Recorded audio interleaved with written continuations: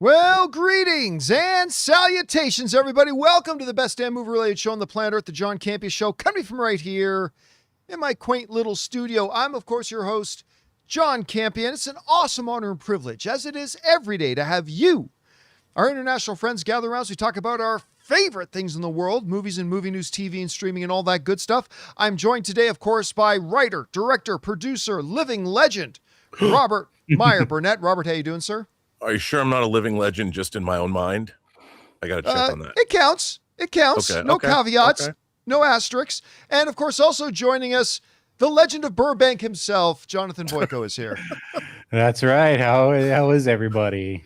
Hopefully you guys didn't have technical difficulties. Yeah, we had some technical difficulties getting the show started, but we did get the show started, and here we are. And most importantly, of course, you guys are here. Thank you so much for being here and making our little show a part of your day. And here's how our show is going to go. We're going to start off by talking about a number of predetermined topics we got lined up for you guys. Then in the second part of the show is when we're going to take your live comments and questions. If you have a thought, theory, opinion, question, or an issue you'd like us to discuss, go ahead and fire it on into our super chat feature. You got to be watching live in order to be able to do that. And as long as I deem it appropriate to be addressed on the show, I will address it in the second part of the show. Now, I will let you know the super chats are almost full already. I will be turning them off here shortly, but I'm going to leave it open for a few more minutes in case you guys have any questions or comments or the like that you would like to throw in there. Also, gonna let you know, we're doing our movie meetup tour. Dear heavens, the movie meetup tour is back, and it's gonna start off in Nashville next week. I believe it's on Wednesday the 2nd. I think that's the day. I'll post the actual movie theater and the time and which movie it'll be a little bit later today on the show. And then I'm going to go from Nashville to Toronto for a few days to visit my dad. And then we are going to be hitting Pittsburgh, Charlotte, Atlanta, and St. Louis. So that's 5 cities on this leg.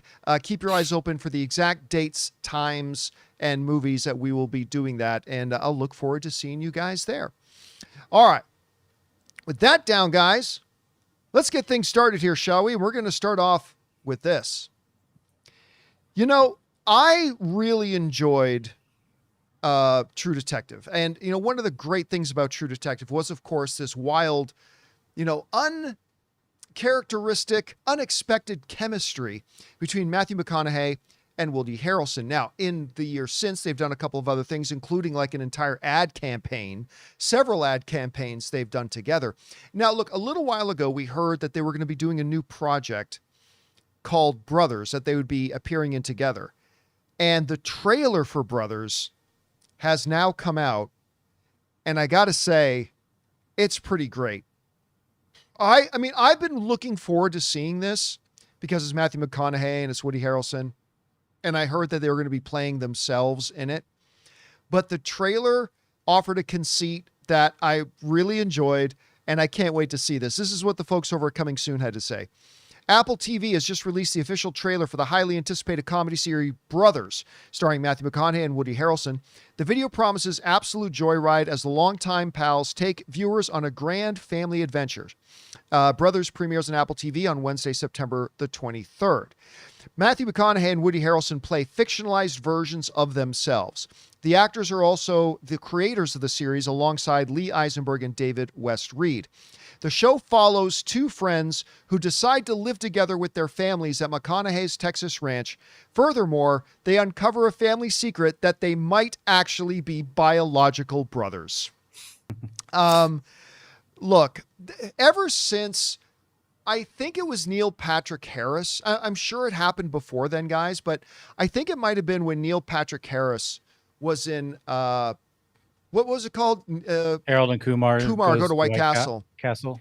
Yeah, when he kind of played himself. I'm sure it's happened before that, but that was my first real time recognizing like a celebrity playing themselves. But one of the great recent examples of that, Keanu Reeves in Always Be My Maybe. If you have not seen Always Be My Maybe, what's that, Rob? Just, you know, there's other movies where a celebrity might have played themselves. Oh, that's right. Saying. Yes, yes, yes. William Shatner might have done it before in a little movie that Robert Meyer Burnett may have directed. That and may John have Malkovich also too. and may have had a couple of other big stars in it. Yeah, John Malkovich did it with Being John Malkovich. But so I really do like the idea. I always have fun with it. Is it a little overplayed? Yes. But when you get two guys who just in real life have the types of personalities that Woody Harrelson and Matthew McConaughey have, it just kind of lends itself to it. It just absolutely lends itself to it. And I love the notion of it. I absolutely love. I've met both these guys. I actually spent a little bit of time with Woody Harrelson, and the dude is absolutely hilarious. He's really funny. I love these guys' chemistry together. I even just love this image of the two of them at the ranch. And again, I even just love their commercials. Like whatever that commercial is that they do where they're constantly running into each other. I love those commercials. See, that's how much I love the commercial. I can't even remember the brand that they're representing. Yeah, you just like them. It's just them. I just like them in the commercials. Yeah. Anyway, Rob, you had a chance to see the trailer for Brothers. What did you think about it?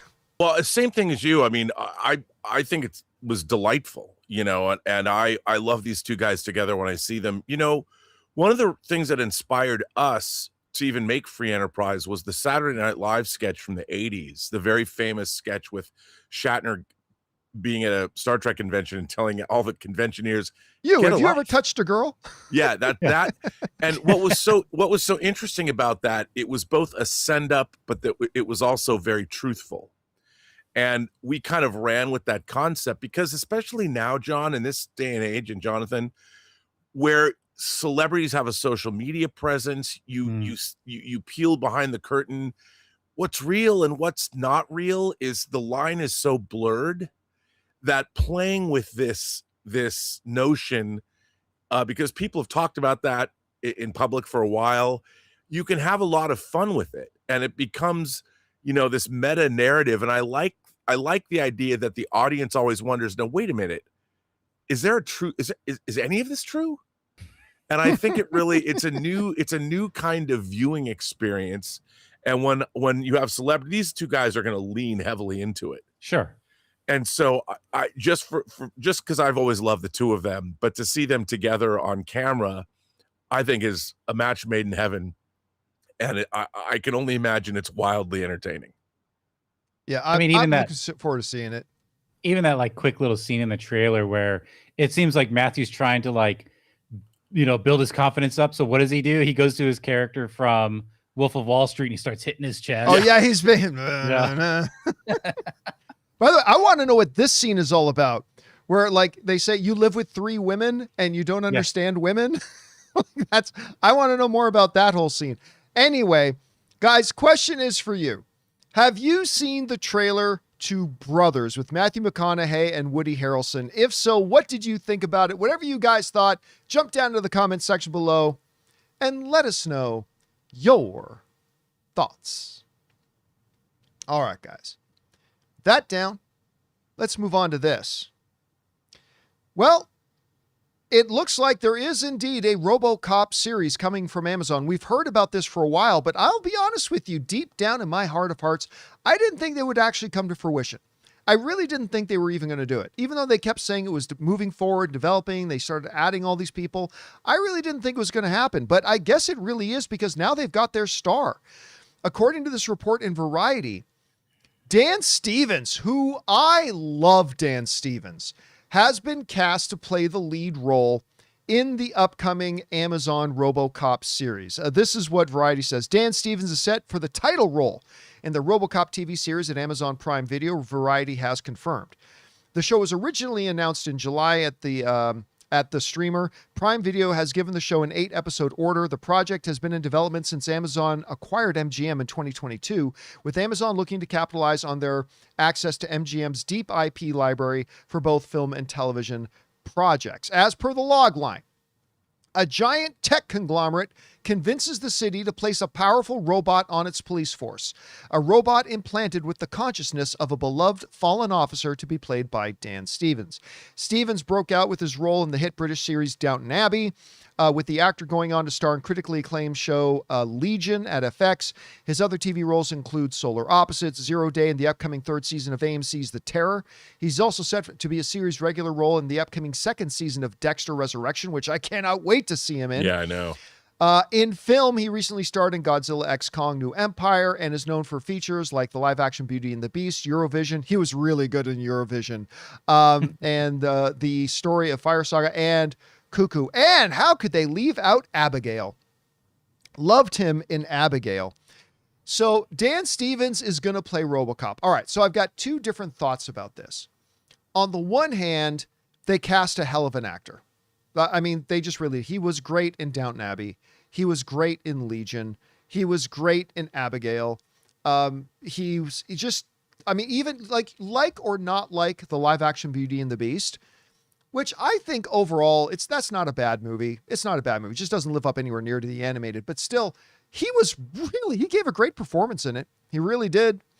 And I love him in Eurovision, and I just think he's versatile and great. And again, I loved him in Abigail. But that leads me to the second batch of thoughts, which is in 2026, does a RoboCop series make sense? I mean, and I'm not even saying that because, it's been so long since we had RoboCop. That's not what I mean. I don't even mean it in the sense that it was 2014, 2015 that we had that remake, which again, by the way, I didn't think the reboot was all that bad. I thought Michael Keaton was great in it. I mean, it paled in comparison to the original, but as its own movie in and of itself, I thought it wasn't bad, but regardless, my question about it, guys, is in a world today where we actually have people getting technology implants, in a world today where we have lots of fiction with that sort of thing, because, when RoboCop came out, sure, we had the $6 Million Man, but it was kind of a new thing. Like one of the most popular video games that Anne's playing right now of the last bunch of years is Cyberpunk, right? It's the whole thing. So does this even a conceit of the consciousness of a guy put into a piece of technology, is that even something that plays today? I don't know. I guess it all depends on... What's that? I would argue it's the most timely thing you could do right now. Really? Even though it's kind of being overdone? Well, and look at the economic state that Detroit and the United States was in the story of RoboCop. Right. And our struggles with keeping our jobs against AI. And I'm saying the backdrop, it links directly to a lot of what we're dealing with now. I would say if you can play into into that paranoia and into the reality, not just the paranoia, it could be very apropos for today. I just wonder if they're going to take a completely different approach to it. Take it a completely different approach and give it a new type of narrative. I mean, I don't know. Look, Amazon's made a lot of really good shows. And so I will definitely check it out. And they just did a great piece of casting with Dan Stevens. I'm just saying, I'm not going to pretend like I'm excited for the idea of another RoboCop at this point. Anyway, Rob, I know as somebody who is a big appreciator of the original RoboCop and even some of its subsequent follow-ups, what do you think about the casting of, I guess it's two separate questions here. What do you think about the casting of Dan Stevens, and what do you think about the conceit for the show as a whole? Well, at first, look, there's a couple of things Dan Stevens was in that I adore, like Legion, obviously. Yeah. And a movie called The Guest, where The Guest is really good. And he, like you said, John, he's an incredibly versatile actor, really engaging, and there's a chameleon-like quality to him. I mean, on one hand, he can play the everyman, but like in The Guest, he plays somebody that can change on a dime. But like you, look, to me, this socio-political realm that RoboCop took place in, I mean, obviously, it was a huge send-up of corporate America and where we were going, the spending and the get rich, the whole era of the 80s. And I do think that I don't think I've lived through a time in American history where our government and our corporations and AI corporations need to be made more fun of than today. And I think if they lean in to the satire element, I mean, the remake of RoboCop was a little too serious, I thought. It didn't have that. I mean, we deserve the only way that we can have any kind of decent political discourse in this country these days is if you make it a satire and have an element of humor where everybody can look at it and they don't feel personally attacked. We've all become so infantilized that we can't have any kind of political discourse without just screaming at each other. And the best way to approach it is through really biting, really go for the jugular, savage social commentary in a show like RoboCop. And it's built into the concept, you know, and I think that it's like I think about Dan O'Hurley, like when the Ed 209 blows away that executive, and he's like, "Oh my god!" And they're like, "I'm very disappointed." They're like, "Clean this up! Someone clean this up!" And yeah, there's so much this if they want to go for broke. The problem is, and also to comment on AI. The fact that you're dealing with the Deus Ex Machina, the ghost in the machine, which is again a part of the original RoboCop. How much how much humanity is inside the machine, and there's so much stuff that it could be really, really well done. I just don't believe that there's enough of great writers to make this the kind of thing it should be, because we've seen they tried to redo Total Recall. There's a new Blade Runner show. I didn't mind the Total Recall remake, to be honest all with right. you. But no, wait. Are we talking about the Glenn Powell one? No, that was Running Man. Okay, yeah, Running Man. No, but Total Recall. I actually thought I had some fun with Colin Farrell and Bryan Cranston. Yeah, they're going back. It's so weird to me that we're getting these shows like they're doing a Neuromancer TV show. Yes, Neuromancer was the first cyberpunk novel that came out in 1984. We're getting a Blade Runner TV series, and these were all visions of the future that come from the 80s. And it's weird to me that they are being recycled when we're on the edge of, there's so much more going on now than there was in the 80s. It's bizarre that we constantly are recycling these visions of the future that are from 45 years ago. That's because the people that are in power are of age now, and that's what they're trying to. But science fiction has always been about trying to make sense of today through the lens of science fiction. Lens of future, yeah. I don't know. All right, guys. I hope it's good. Question is for you. What do you think of the casting of Dan Stevens? Listen, I may have a little bit of an apprehension about whether or not it's a good idea to do, this particular project at this moment, but I do love the casting of Dan Stevens an awful lot because I just think the guy's great. Whatever you guys think, jump down into the comments section below and let us know your thoughts. All right, guys. With that down, let's move on to this. There isn't, I can't remember a day since the pandemic, maybe, that I haven't woken up and thought to myself, when are we getting a How to Lose Your Guy in 10 Days sequel? So it's not just me? Yeah, it's not just you, man. Awesome. I think there's a lot of us. I think a lot of us are in that boat. Yeah. And when we would ask the question, Paramount says they're going to put out 30 movies a year. How are they going to do that? How can we forget the IP goldmine that is How to Lose a Guy in 10 Days? Hey, it counts as one. Either way. It does count as one. Coming to us from Variety, who writes, How to Lose a Guy in 10 Days sequel sets up at Paramount, Kate Hudson to produce. And they write the following: How to Lose a Guy in 10 Days sequel is in the works at Paramount, with original star Kate Hudson attached to produce the project. Variety can report exclusively. Development on the sequel is in early stages, with a cast of several key creative roles yet to be selected, according to a source close to the project. The intention of the filmmakers and the studios to have Hudson and her co-star from the original, Matthew McConaughey, reprise their roles. The project is currently seeking a screenwriter, so casting will depend on the take. All right. So the idea is to do a sequel with the original cast of How to Lose a Guy in 10 Days. I have to ask why. Why? Now, look, by the way, I myself do not think How to Lose a Guy in 10 Days is a terrible movie. But a lot of other people do think it was a terrible movie. Like, if we go over and take a look at the numbers, the Rotten Tomatoes score was 42%. 42%, the last I checked. 42. The production budget was a paltry $50 million, and actually it didn't do bad for itself. For a production budget of $50 million, made $177 million. Not exactly a global monsoon of box office success, but it made a little bit of money.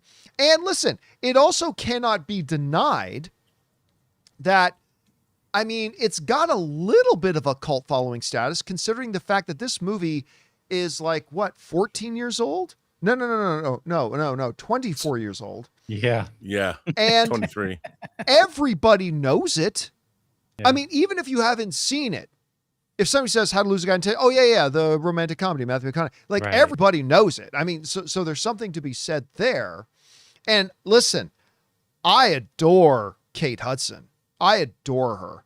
And I always have loved Matthew McConaughey. So that's all good. But in the grand new exalted era of David Ellison, we've gotten a new Jackass movie, and we're going to get a How to Lose a Guy in 10 Days sequel. I mean, they've got more on the plate, and more is coming. Make no mistake. I'm being a little bit facetious. But I mean,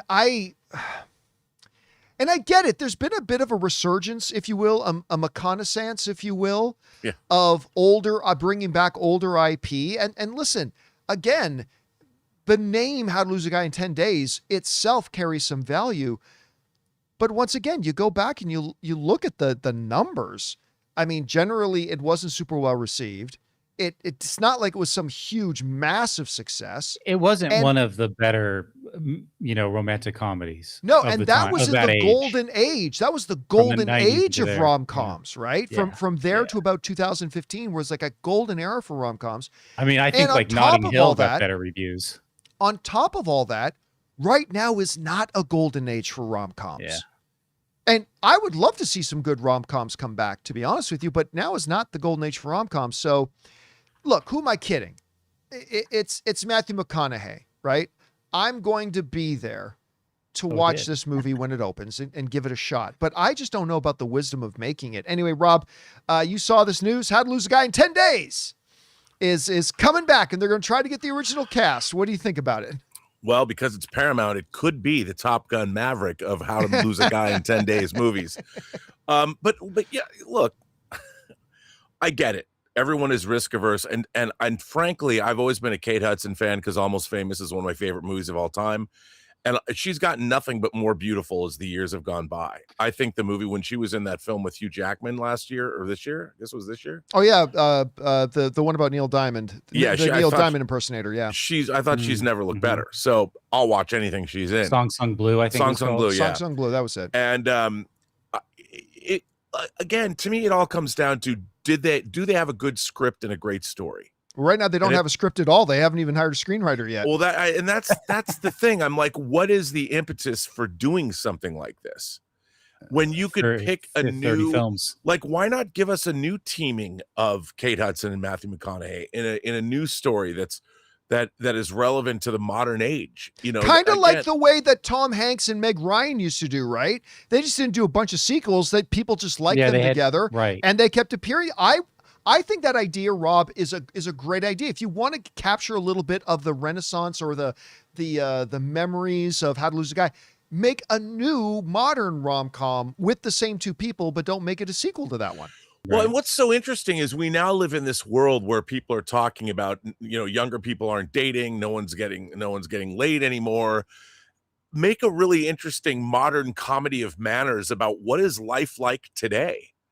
And if these characters never stayed together after the movie or whatever the heck happened between them, and if they're getting back together, I think there's a lot of real relevant stories that can be told. That who doesn't love Kate Hudson and Matthew McConaughey today? Everybody loves them. And if you were to write something that was really funny, that really had a lot to say about today, I think though the problem is the writers today are so worried about how, especially comedies, everybody's so worried about offending whatever groups of people they're offending that it's really difficult. I'm waiting for all the great comic talents of today. The Nora Ephrons. Where's the new Nora Ephron of today? Or where's the new, who take your pick of all the great female filmmakers that made movies like The Holiday, which I love. Where are these filmmakers? Give me something new. And also, here's a really interesting thing about this that is very confusing to me. It says in the article, which we just read, that they don't even know what this movie's going to be about yet. Because they said the goal... Of course they don't. The goal... I mean, with Kate Hudson producing, clearly she's all on board to come back. But if the goal, it says in the article, is to get her and Matthew McConaughey back, then that will be the direction of the script. And if they can't get Matthew McConaughey to come back, then they're just going to take the script in a completely different direction. So you don't even know what this movie's going to be. You don't even know. Is this movie a sequel? Is this movie a reboot? Is this movie, Kate Hudson is going to play the mom to a 20-year-old girl who's That's now what I was thinking. chasing down a Timothy Chalamet or something like that. Like they don't, you're announcing you're moving ahead with this movie. And right now you don't even know what the movie is. Cause you that don't was know Star if you have Wars Episode McConaughey. 9. It was, well, at least they thought they knew what it was when they started. I'll at least give them that. They at least thought they knew what it was. New title for it. How to Lose a Movie Studio in 10 Months. Yes. Somebody put in the live chat a minute ago, Paramount's motto, how to lose money in a few days. I just look, I'm fine with this if they said, yes, okay, Hudson locked in. Obviously she's a producer on it. McConaughey locked in. We've had this, we've talked about this for years about what would those guys' relationship look like today? And we are now, okay, then you've got a vision for it. They don't even know what this movie is going to be. And they're moving ahead. And man, if that's what we are in for with the future of Paramount, come on, guys. I mean, get this together. But look, it's still Kate Hudson. It's still Matthew McConaughey. Put them on screen. Magic could happen. Maybe this will be great. Whatever you guys think about it, jump down into the comments section below and let us know your thoughts. All right, guys. With that down, let's move on to this. The other day, some whispers started going around about Andy Muschietti making a comment that the Batman movie, Brave and the Bold, or whatever it will actually end up being called at DC, is being put on hold until they figure out what's happening with the merger. And somebody brought that up on the show the other day. And Jonathan, you'll remember this. I said, one of the viewers sent in a question about that. And I said, I don't think that's true. Like, I don't think that's real.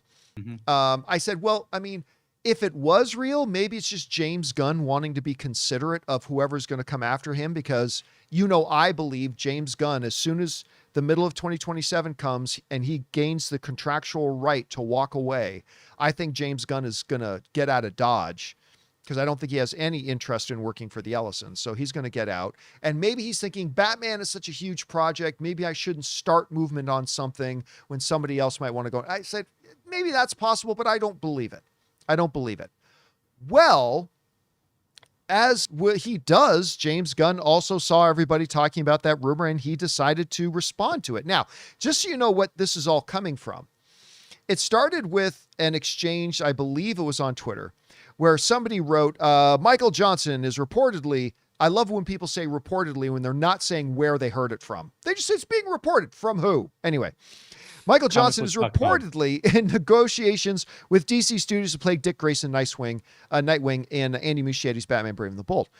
To which Dan Marcus replied, I have no idea if this is true or false. I'm assuming it's definitely false. But I did hear from Muschietti that all work on Brave and the Bold is on hold until after the merger is settled. And that's what my viewer brought up to me. I said, I don't believe that's true.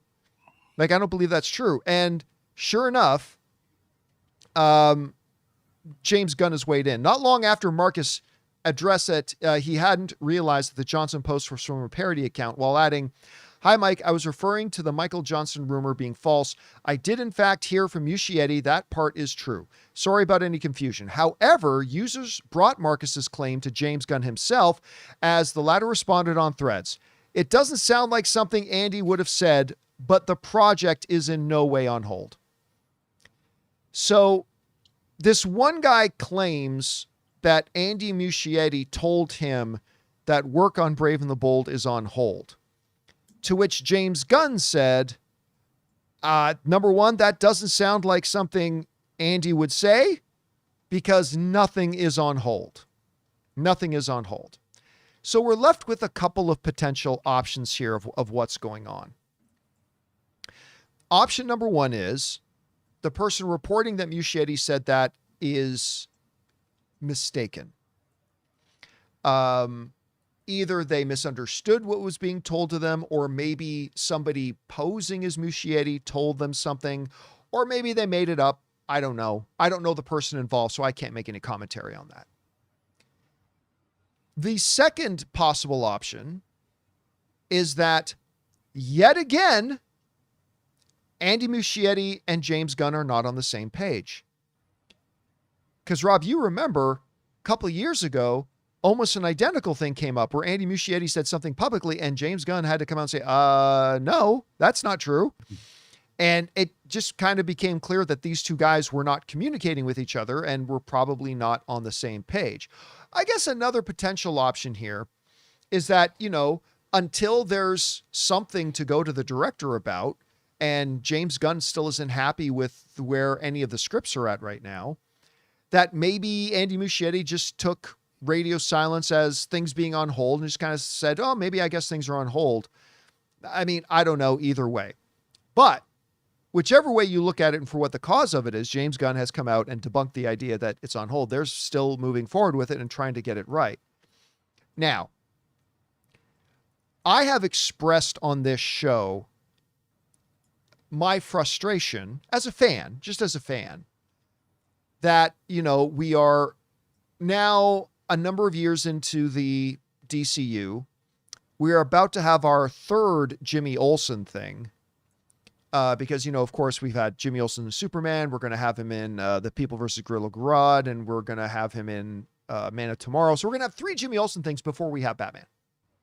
And I find that to be an interesting choice. At the same time, I think James Gunn and probably everybody over there understands, okay, look, you can get a Clayface wrong. And if you get a Clayface wrong, it's a bump. It's unfortunate. It'll sting, but it's Clayface and everybody will move on and forget. I think there's even room for getting Supergirl wrong, which they did. Because it's Supergirl. It's a B-level derivative character. I mean, it would have been great if it had turned out as well as I was hoping it would have turned out, but it didn't. That's whatever. You can't mess up Superman, and thank God they didn't. And you can't mess up Batman. You can't mess up Batman. You cannot deliver a mediocre Batman. Especially, look, under the best of circumstances, you cannot deliver a mediocre Batman, especially if it's your first Batman movie, but you especially cannot put out a mediocre Batman if you're coming off of a failed Supergirl movie. You can't do it. You can't. You put out a Batman, whatever it's going to be called, movie in like 2028, while the memory of Supergirl is still in everybody's mind, and if that movie turns out flat, I'm not going to say you're dead in the water. It's recoverable, but you're on life support. You're on life support. So I cannot help but wonder if, number one, Rob, we know he said before, look, I'm not putting anything out the door till I'm completely happy with the script. He has said before that we want to really make sure and pay due attention, he called, to Batman because he's Batman. But I also can't help but wonder if the floppening of Supergirl has ramped up the pressure on what Batman is, and he wants to make sure it's got to be absolute gold. I mean, don't get me wrong, it doesn't have to be the Dark Knight. It doesn't have to be as good as Christopher Nolan's Dark Knight, but it needs to be really good. It needs to be really good. And so I wonder, and I'm just speculating here, I wonder if that's part of what might be holding things up a bit. So I don't know. I mean, again, I never bought the idea that anything was on hold, because clearly a lot of things are in development. They've got a lot of things moving. They just announced stuff about the Grodd thing, which, by the way, has kind of won me over. The description of the, what was it called? What was it called? The People versus People Gorilla versus, Grodd? Versus Grodd. I was very skeptical about it, but when they made the official announcement about it with the title and what the actual story was going to be, it's kind of won me over. So I'll give the benefit of the doubt for now, but yeah, look, I'm still in the place, Rob. Where the hell's Batman? Where the hell's Wonder Woman? But I also kind of get it if the pressure is on them to really make sure, because you can trip with Peacemaker season 2, although I thought Peacemaker season 2 was great. You can trip with Clayface. Well, Clayface looks really good. We'll see how it turns out, but you can't trip with Batman. Anyway, Rob, you saw this. Somebody saying Andy Muschietti said one thing. He never said it publicly, by the way. James Gunn is saying that doesn't sound like me, Andy. No, that's not true. I don't know. What's your takeaway from all this? Well, I mean, look, obviously there's a Batman movie being made right now, and I can't wait to see it. You know, and I just think that when it comes to the DC universe, we just have to let them cook. We'll wait and see what's happening. You know, with Andy Muschietti talking about his involvement, I mean, it's been back and forth, and would I like to see him make a Batman movie? I would. But I honestly, John, I think the DC universe was presented to us as this fully formed, sort of fleshed out universe, phase 1, whatever. It was gods and monsters. Here's our big plan. And half of those things are never going to reach fruition that they talked about. And I kind of wish that I didn't know that they were going to make a Batman Brave and the Bold movie, so I wouldn't be waiting for it. I mean, they created this expectation in our minds that they're going to do these things. And so do I even think this movie is going to happen? I think it is going to happen, but it doesn't surprise me that it's been delayed, because I think they're going to they want to stay really far away from the Batman 2's wake. They want to stay away from that and not create any kind of confusion. And I think Andy Muschietti is very respected by the studio, by Warner Brothers. James Gunn knows that. They probably really like each other. And you and I are Flash fans. Yeah. So he's already made a superhero movie that is very worthy, despite what everybody else says. I am an unabashed fan of that movie. Is it perfect? No. But I quite enjoyed it. And I really love the portrayal of Supergirl. And I like seeing Michael Keaton come back. And the ending with the multiverse was weird. But I liked it anyway. But I think that Andy Muschietti is a very effective filmmaker. I think he could probably do something great with the character, and I hope they have a great script.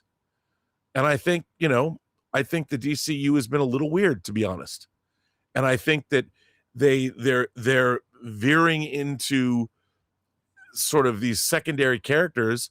Look, if Clayface is a banger and they made it for a little money, as they did compared to the other big superhero movies, I think that, and I'm enjoying what they're doing with Lanterns, despite the fact that everybody keeps coming at me and telling me what it's supposed to be like. I'm like, you guys didn't even read 70s Green Lantern comics. What do you know? And I want to see where it's going to go, but I'm willing to wait. Let's see what happens. We've got Lanterns, 6 more episodes, and then we've got Clayface coming. That's all. That's to speculate about what's going to happen or what's not going to happen. And we know we're getting Man of Tomorrow. So that's not a bad slate. We have 2 DC movies coming. Now, are we supposed to sit here and, speculate about a movie that we have no idea where it's at in terms of its script, in terms of its casting? Although I think we might hear some news. Yeah. Well, we'll come back around to that another time. But yeah, the thing about Andy Muschietti is I'm with you. Flash, I don't care what anybody says. Like, Flash I thought was a very enjoyable movie. I had a really good time with it.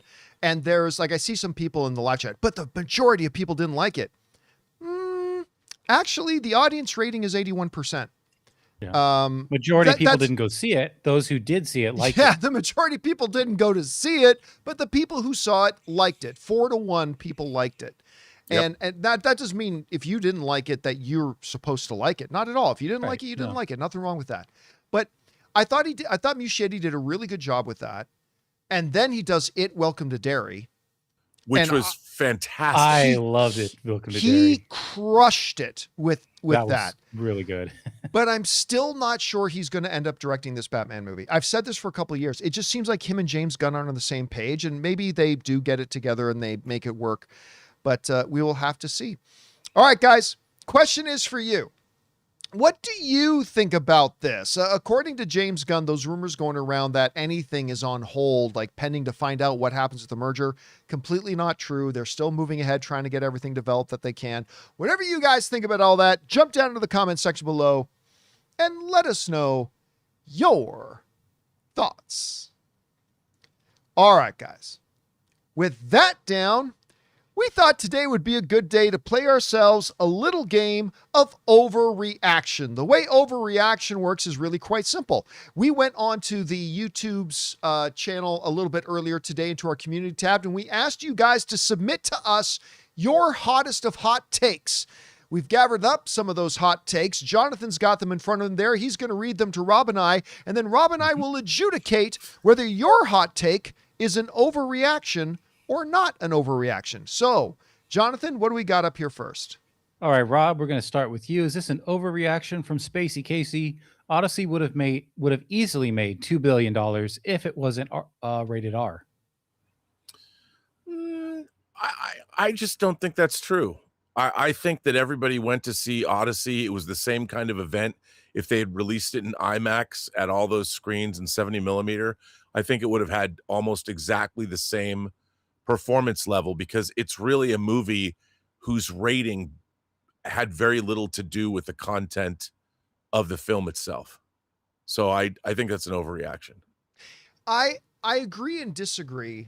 I mean, first of all, I'll say I agree that it's an overreaction. It's an overreaction because look, Odyssey is going to swim in around the 1.5 plus million. It's at 1.4 something right now. It's about to go to leave its IMAX. It's running out of its IMAX time. It's going to come in around 1.5, maybe even 1.6. But we're talking about that still leaving 400 to 500 million to get to the $2 billion mark. Now, look, does the R rating cause a hit on the box office return of movies? That's statistical fact. That is proven with a century of data. Well, not a century, but decades and decades and decades of data show that, yeah, the R rating, like there's a reason out of all the films in history and out of the 60 some odd films in the $1 billion club, only 3 of them are rated R. Only 3. Does the R rating equal a bit of a hit? Yes. But in the case of the Odyssey, did it equal a $500 million hit? I think that's way overblowing it. Could it have made another 100 million, another 150 million, another 175 million? Yeah, I think it would have made more if it hadn't been rated R. That's just statistical data. It would have made more. Would it have made 450, 500 million more? I think I'm going to go with Rob on that and say that one is a big overreaction. All right, Jonathan, what do we got up next? All right, next up, is this an overreaction, John, from Brandon Bowers? If Doomsday gets bad reviews, Marvel will delay Secret Wars. Massive overreaction. Because I would pose this question. What would delaying it do? Like, what does that accomplish? Delaying it. Like, and by the way, it's not like Secret Wars comes out in March. It's a year later. It's like a full year later. And they already would have spent $70 trillion on the movie. They're not going to dump another $300 million into the movie. If Doomsday comes out and the reviews are bad, which again would be a statistical anomaly because right now Kevin Feige working with the Russo brothers are batting 1,000. Their 4 projects together are, of course, just to remind everybody, Winter Soldier, Civil War, Infinity War, and Endgame. Where's the weak link in that? I mean, so it's highly improbable that it would, but even if it did, at that point, they're just going to have to go, well, we're going to stick with what we made. You know, this is it. And just because one movie doesn't work out well doesn't mean the second movie won't work out well. So no, there is no reality. Look, I'll say this, Rob. It's a crazy world we live in. A lot of things can happen. And at some point, something might lead to Avengers Secret Wars getting delayed. 99% sure it's not. But will less than great reviews for Doomsday cause them to delay it? Unless a delay magically fixes review. No. So I'm going to call it an overreaction, Rob. What do you think? I too am going to call it an overreaction, John. I mean, they're in for a penny, in for a pound. There's nothing that can slow down that train. They have a lot of movie to make in the next year, and they've got maybe 16 months to get it done, which they can do. But I don't think that there's nothing. I mean, unless Doomsday was so terrible and made so little money that they decided to take a write-off on the whole shebang. But that ain't going to happen. And Doomsday is not going to be a terrible movie. It's going to be a hoot. It might not be the hoot everybody wants to get, but it's going to be a hoot and a hell of a fun time at the picture show. Yes, indeed it is. All right, Jonathan, what we got up next? If you can't get the hoot you want, find the hoot you need. Rob, is this an overreaction? Muad'Dib is here and says, with Ridley Scott's recent middling offers over the last few years, including the new Dog Stars, he's tarnishing his reputation as one of the GOATs. Well, okay. I'm a huge Ridley Scott fan, and I think that nothing can erase your past accomplishments. And the one thing about Ridley Scott is, you know, a lot of his movies, he has two different versions of them. He's been a real player with the studios. They've cut his movies down, like Kingdom of Heaven. The director's cut's almost an hour longer. And most of his movies have alternate cuts. So he's very much a play ball with the studio kind of director. And while I will say the last 10 years, I think he's fighting his own mortality. He's trying to make as many movies as he can. And he doesn't really, he needs to work with Pietro Scalia, his former editor, more, who cut Whale Fall. So I'm excited about that. But, you know, he's making these movies so quickly, and some of them I've really liked and some of them not so much. I think The Martian, which is 11 years old, is one of his finest films. In fact, it's one of my favorite movies of the 21st century, especially the extended cut. So I don't think you can take away a man's reputation for the great work he's done. No one's going to ever besmirch Alien and Blade Runner and Thelma and Louise and Gladiator. Gladiator.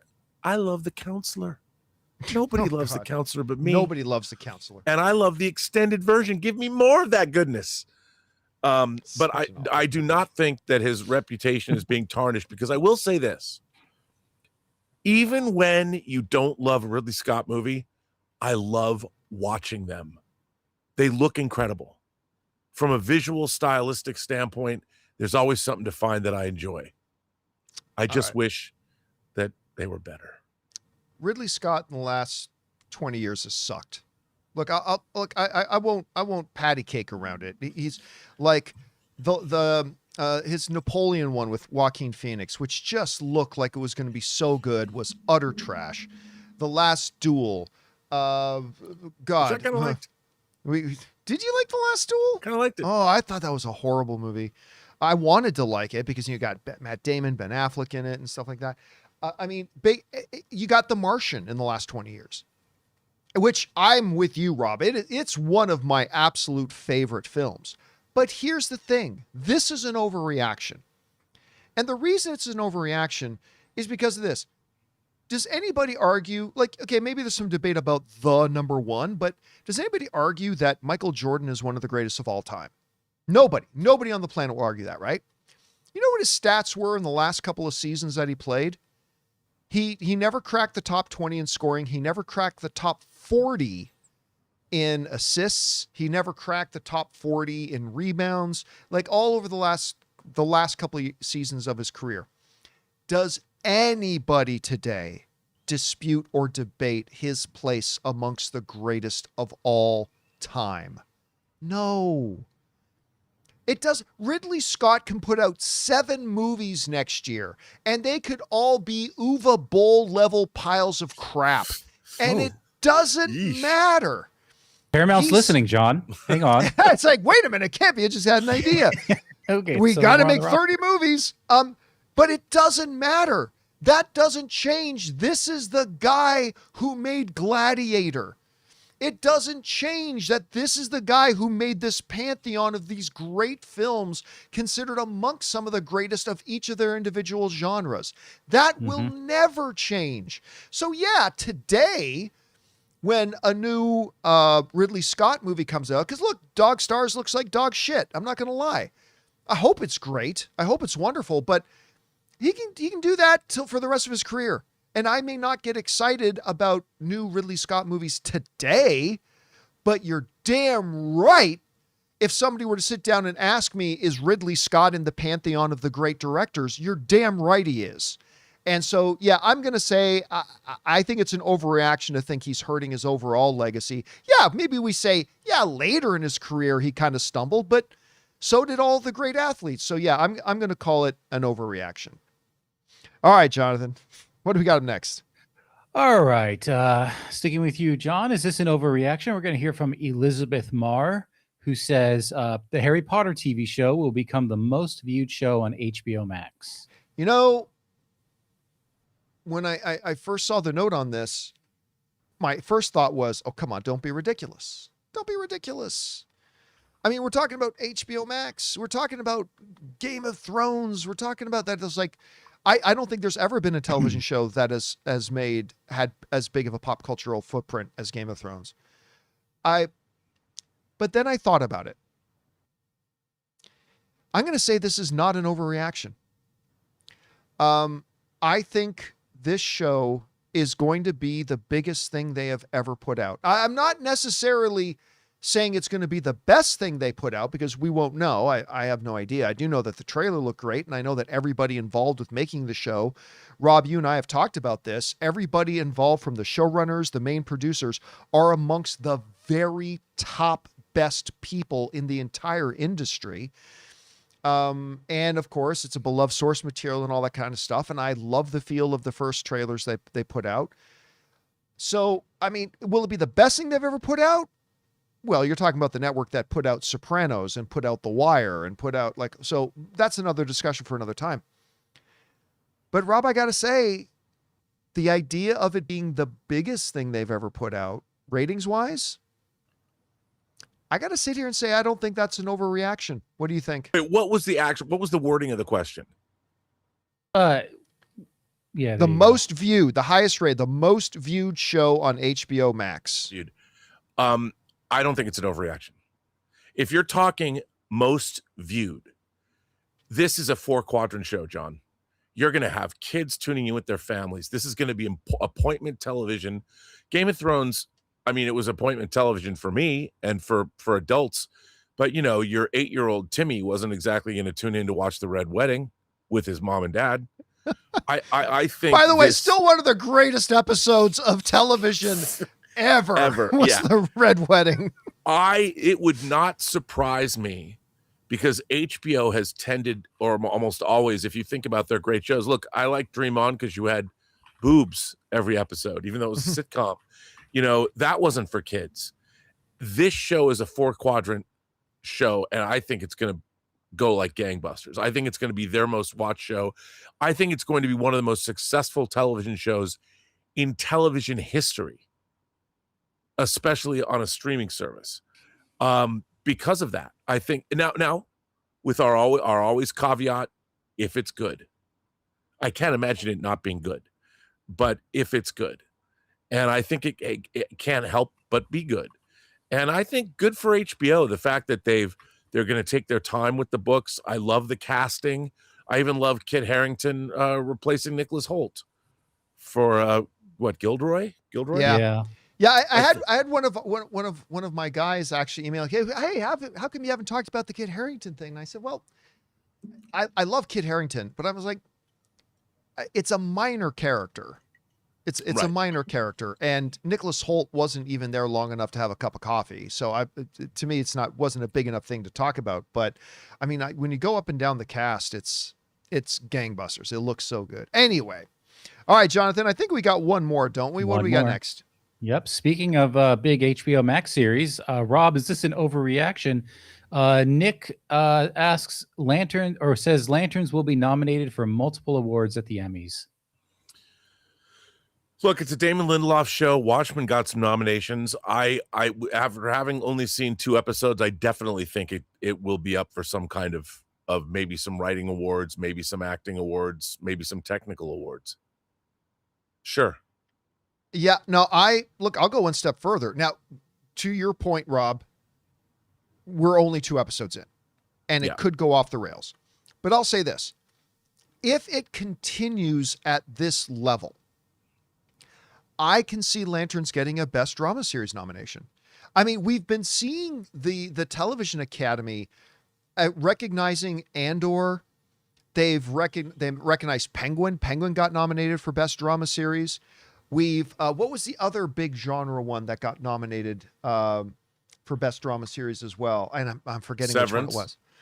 Well, Severance, but that I wouldn't put that in the same category as, say, Lanterns. But I mean, if this show continues on that same pace, and if as long as it doesn't go off the rails and as long as it stays that good, yeah, I can see maybe 1 or 2 acting nominations. I can definitely see some writing nominations, and I can absolutely see it being, I don't think it's a stretch to think that Lanterns, which right now I'm enjoying right now, that could change. Yeah. Right now, I'm enjoying it every bit as much as I enjoyed Penguin. And Penguin got nominated for Best Drama Series. So yeah, I'm going to say for now, ask us again in 4 weeks. We might be singing a very different tune. And by the way, join Rob and I on Monday nights when we do our Lanterns post-game show. I thought that was a good show last night. I really liked doing that. We had fun. You know what? I expected like 3,000 or 4,000 people to watch it. It's got like 24,000 views on it. So like, I didn't think anybody would watch us. Lanterns has a critic score of 94% and a viewer score of 82%. So I would say, I can understand the viewer score being a little divisive, but a 94% critic score for a show like this, it's pretty high up there. Yeah, and I don't trust audience scores on Rotten Tomatoes for television because unlike for movies, they verify if somebody actually saw the movie. You can't verify if somebody saw a TV show or not. Yeah. So you're going to get a lot of those rage clickers who never even saw Lanterns going in, and some pro clickers who didn't even watch Lanterns yet were probably giving it a 10 out of 10. So I don't really trust those scores, but the critic scores are impressive, and all I know is that I'm loving it. So yes, I can see it getting those nominations. All right, guys, that will wrap up today's session of Overreaction. Thank you to everybody who submitted their hot takes for us to adjudicate. Keep your eyes open on the YouTube channel, guys, when I put up posts calling for submissions, and maybe you'll see your hot take on the next round of Overreaction. All right, guys. With that down, let us move on to this, shall we? Well, on yesterday's show, we talked about the fact that it looked like they might be putting the tickets on sale for Avengers Endgame Encore today. And sure enough, that they did. The tickets for Avengers Endgame Encore, which I believe the movie comes out on September 25th. Correct me if I'm wrong on that in the live chat, guys, but I believe it is September 25th. Yeah. There's screenings on the 24th, but the official is 25th. We are 1 month away. We are 1 month away from it coming out. And to go along with that, they decided to put out a trailer for Encore. And there was a couple of interesting things in it. Now, you guys know, I've talked about this on the show, that I have mixed feelings about these re-release stuff. I'm not, unless it's like for a 30th anniversary or something like that, I'm not really inclined to rush out to the theater to watch these re-releases. But the fact that they're going to put in a few minutes of new footage and a new post-credit scene that's going to tie into Doomsday is interesting. And just the fact that it's one of the most enjoyable watching with an audience movies you can have. And it's not many more opportunities we're going to get to watch Avengers Endgame with a big audience. And so because of that, I'm interested. But I'll tell you what, guys. I sat down this morning and I watched this trailer. And to my utter shock and surprise, I got the chills. I got the chills. Watching Cap put on the shield, tighten up the strap, and on your left. And I love the fact that they use that YouTube video of somebody of somebody breaking piracy laws and filming in the theater. But they put up that clip of the audiences going crazy and going. I might have actually used that same clip in Movie Trailers, A Love Story. I love it. Audience going crazy and going nuts and all that kind of stuff. And I got to tell you, I got the chills and I got the feels watching it. And I just watched this movie again, no more than about 18 months ago. I sat down and one night when Ann was out of town and watched Endgame again. And I got to say, I'm kind of looking forward to watching it with an audience again. Because again, I don't know if we'll ever get many more chances to do that. But as a part of that, near the end of the trailer, they put up not only, tickets on sale now and, September 25th, but they also advertised that when you go to watch Avengers Endgame Encore, you are going to get an exclusive preview of Avengers Doomsday. And you know what, guys? Here's why that was so poignant. And there are going to be people who are going to hear what I'm going to say right now and maybe think I'm overdoing it or maybe exaggerating it or maybe even overthinking it. But when that came up on the screen and it said, with exclusive look at Avengers Doomsday, I remember thinking, first I had my excitement to it. It's like, oh, wow, we're going to see that. And then I remember thinking to myself, it's been a good 7 years, maybe even 8 years, since I felt that kind of anticipation for anything MCU. There's been a bunch of stuff from the MCU that I've enjoyed over the last 7 and 8 years. Of course there is. But, I just recently did an open mic the other day, guys, where the main question was, are we ready to say that Marvel is back? And my conclusion was that despite the fact that I'm the guy who's been telling everybody for the last couple of years, anytime one good thing would come out, it's like, pump the brakes on saying Marvel's back. Even I'm at this point, after Daredevil season, after Wonder Man, after Thunderbolts, after Fantastic Four, and after Spider-Man, and I'm seeing the hype coming back, I'm seeing the enthusiasm coming back, and I'm seeing the quality consistency coming back. Captain America Brave New World notwithstanding. I said, yeah, I'm ready to say that Marvel's back. Now, it can become really cemented or disjointed once Doomsday comes out, but I'm ready to say that Marvel's back. But it was in that moment came up on screen, exclusive first look at Avengers Doomsday. I felt that a kind of excitement that I haven't felt for the MCU in a long time. And it kind of signaled to me that, yeah, we are pretty much back. You know what? It might have even started with that Comic-Con presentation 2 years ago when they brought Robert Downey Jr. out on stage. And all of a sudden, people kind of felt hope again for the MCU when that happened. But anyway, Rob, you saw this trailer. Tickets are now on sale. The movie's got about, what did we say, Jonathan, about $123 million to go? It's got $123 million to go to catch Avatar to be the #1 film of all time. But that aside, what did you think about it? What do you think we might get with this exclusive look at Avengers Doomsday coming out of it? How many people do you think you're going to see it? And are you planning to go and see it in the theater again? John, I've said multiple times on this show, unabashedly, I love Infinity War and Endgame.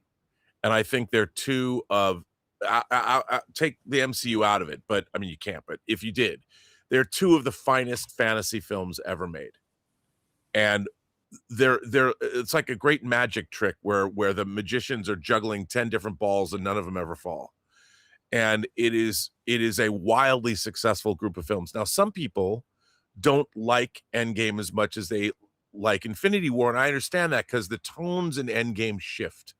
There's a lot of funny moments, like when Hulk gives Ant-Man tacos, or you meet Professor Hulk with the kids in the time travel sequence where Ant-Man gets turned into a baby, and there's I get that. Those are all great moments, by the way. I love all those moments. Dude, I love them all, but I understand how people talk about, I like when Hulk meets the Tilda Swinton. And you meet Howard Stark and Tony Stark. There's so much stuff that happens in Endgame. And yeah, can you criticize the time trial? I don't care.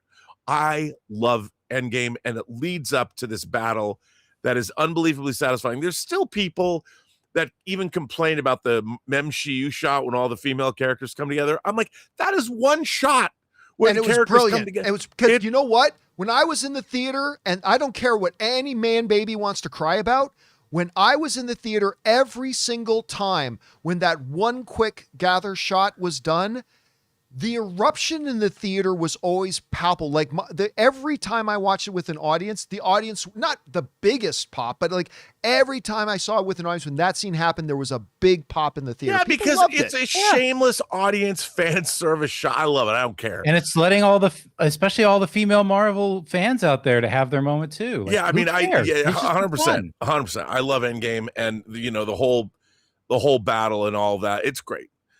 So, and the piece of Alan Silvestri's Portals track, the music track, is so good. I have this on my big long Spotify playlist. I love that piece of music.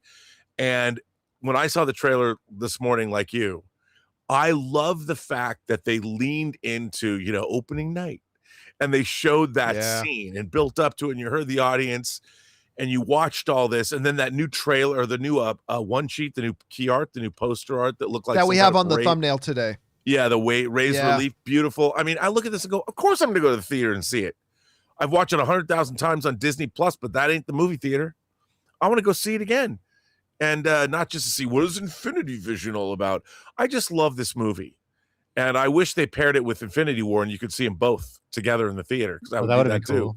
That would have been cool. Like I'm one of those guys that I also prefer Infinity War over Endgame. Sure. But I still really like Endgame. Like I still really, really like Endgame quite a bit. I thought that's just how much I like Infinity War. Like I thought Infinity War was really, truly exceptional.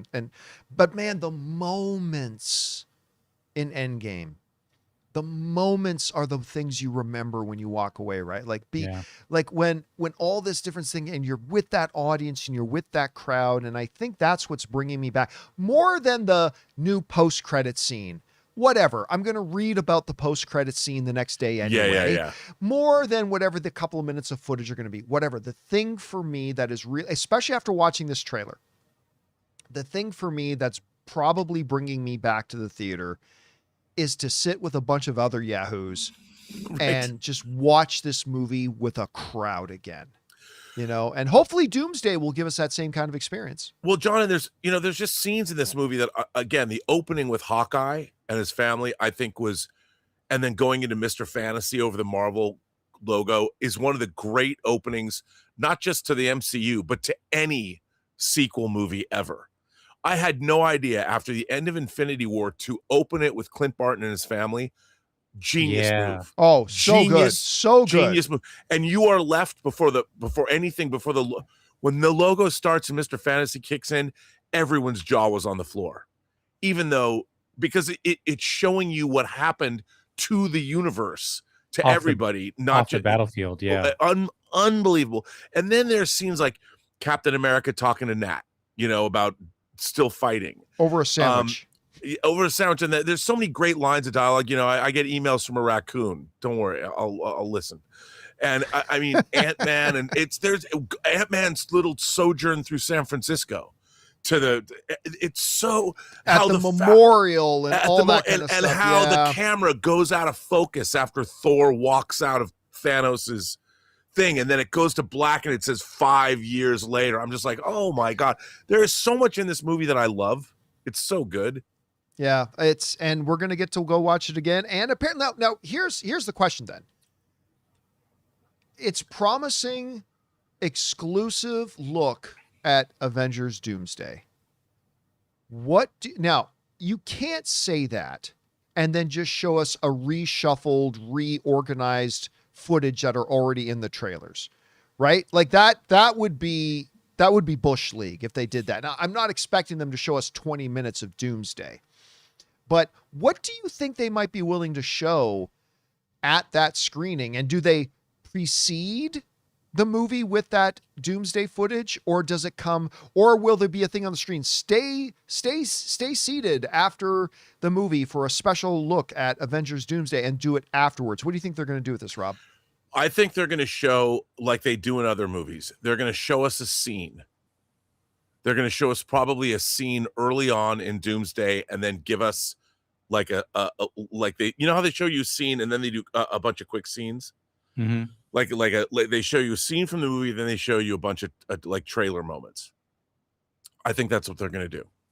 I think we're going to get a scene early on that, and I'm not going to say I have a theory about which two scenes. I would expect one of two scenes, and I won't say what they are, even though I'll tell you guys off camera so you'll know if I'm smart or not. But those are the only. I think that's what they're going to do. They're going to show us an extended sequence, and it's not going to be a sequence that from it's going to be for the first half an hour of the movie, and I think it's going to have to do. I'll just say this: I think it's going to have to do with Steve Rogers. I agree. I was going to say that I agree with you. I think it's going to be a scene, and then that scene will end and the music will play and they'll show a bunch of things that like a trailer plays after it, and that'll be it. And I think it'll totally be about Steve Rogers. Yep. I think that'll be the key of it. Anyway, guys, question is for you. What do you think about this? They dropped a trailer today for Avengers Endgame Encore, which gave me the feels, which I was not expecting. The tickets are on sale now, and they're promising an exclusive look at Avengers Doomsday in it. Is that going to be enough to get you to go back to the theater and watch it? Whatever you guys think about it, jump down to the comment section below and let us know your thoughts. All right, guys. With that down, it's time for us to move on to the most important part of our show, which is, of course, taking your live comments and questions. But before we do that, we've got two things we got to do. First, we're going to bid good afternoon to Robert Meyer Burnett. Robert, thank you so much for being here, my friend. We'll talk to you later. You will see me, Friday? Friday. And, of course, our technical producer, Jonathan Voico. Great job as always. We'll talk to you tomorrow. All right. See you guys soon. See you tomorrow. And, of course, the one other thing we have to do here before we get rolling into your live comments and questions, we're going to thank the sponsor of today's episode of the John Campea Show, our friends at Quince. Guys, we want to take a second to thank a sponsor of today's video, Quince. August is a great time to reset a few things before fall gets crazy, and one of the easiest places to start is your closet. That's where Quince comes in. Quince is all about fewer, better pieces made with premium materials that are designed to actually last. We're talking ultra soft organic cotton tees, Mongolian cashmere sweaters, premium denim, and tailored chinos starting at just $60. And here's what really stands out. Quince prices everything 50 to 80% less than similar brands by working directly with ethical factories and cutting out the middlemen. So you end up paying for the quality, not some giant markup. I've already ordered a number of things from their store. As a matter of fact, I love this shirt. It looks great, and most importantly, it's crazy comfortable. Upgrade your everyday. Download the Quince app for app-exclusive offers, or go to quince.com/Campea. Get free shippings on your order and 365-day returns. Now available in Canada and the UK too. That's QUINCE.com/Campea. And thank you to our friends at Quince for sponsoring today's episode of the John Campea Show. All right, guys, with that all down, let's move over to your questions here, shall we? And we're going to start things off here, I believe, with Mike. And Mike Halsey writes, do you think, and just so you guys know, I had turned off the super chats quite a while ago because you guys had filled them up pretty quick. Mike Halsey writes, do you think there's danger casual cinema goers and families will give a very negative review online for Encore because they thought they were going to see a new movie instead. No, zero possibility of that. Zero possibility of that. The movie is literally called Avengers Endgame Encore. It's pretty self-explanatory. If you watch the trailer, which 0.01% of people go to a movie without at least seeing a trailer. If you watch the trailer, it is clearly Avengers Endgame.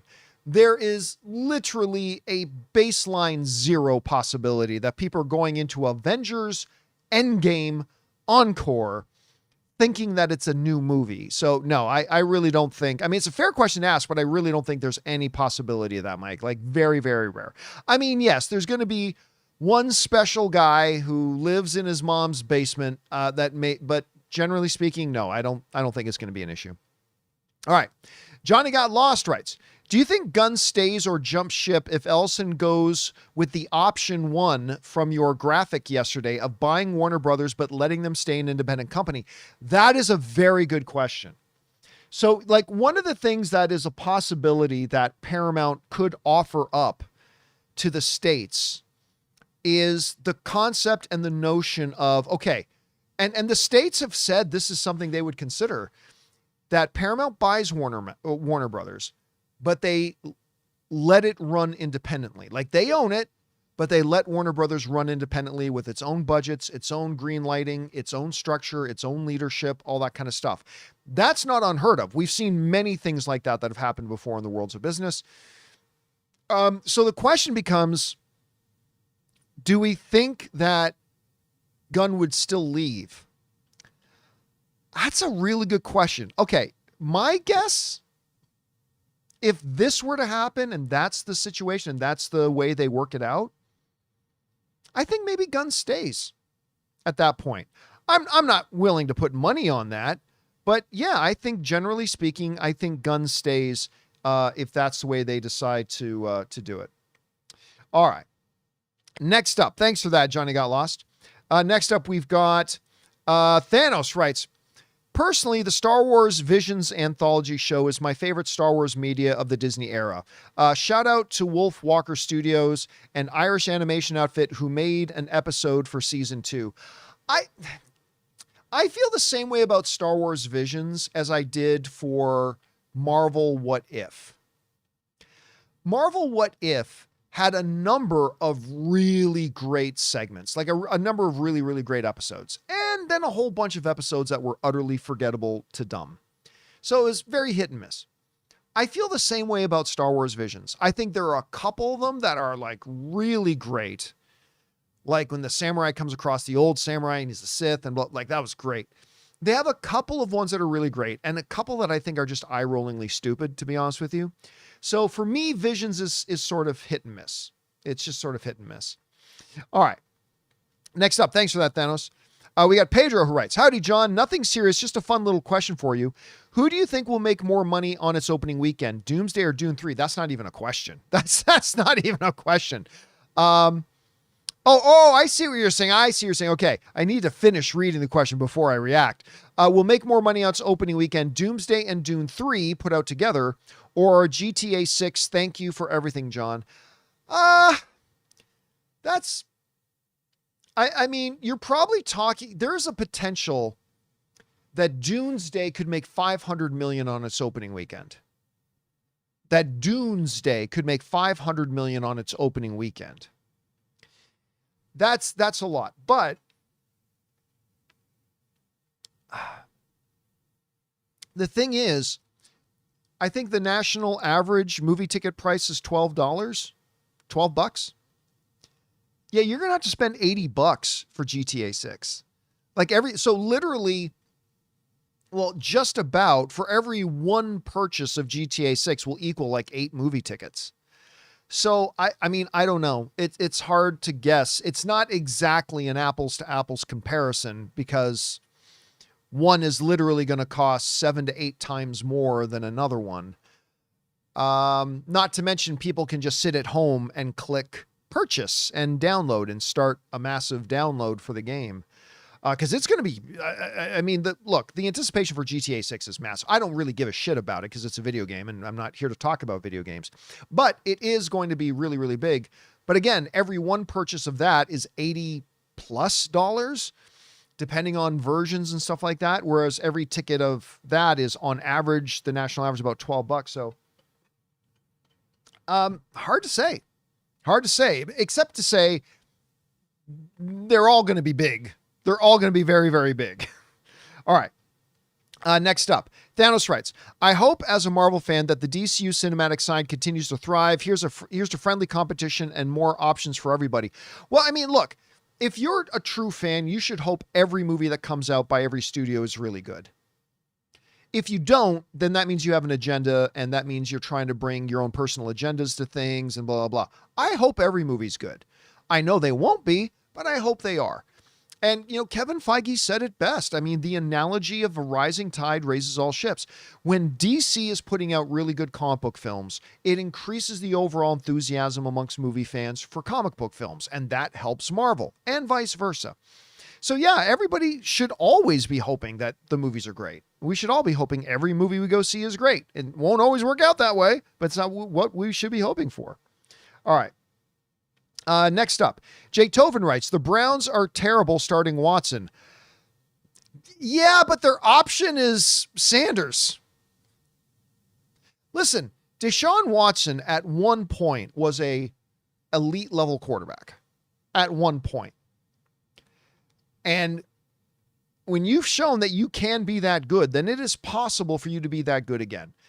Sanders, I don't know. I still don't believe Sanders is a ready quarterback yet. I think he can ride the bench for a couple of years and learn a lot and be good. But even watching him last year, I definitely didn't get the feeling like he was NFL ready.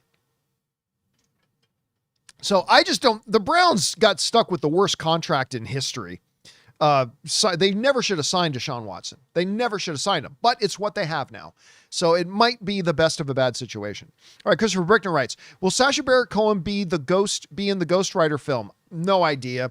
I mean, I don't know if they're ever going to return. I don't know if they're ever going to return to him. I really don't. Like after we got introduced to him in Ironheart, I don't know. Now it would make sense because of the nature of the character and the nature of Ghost Rider.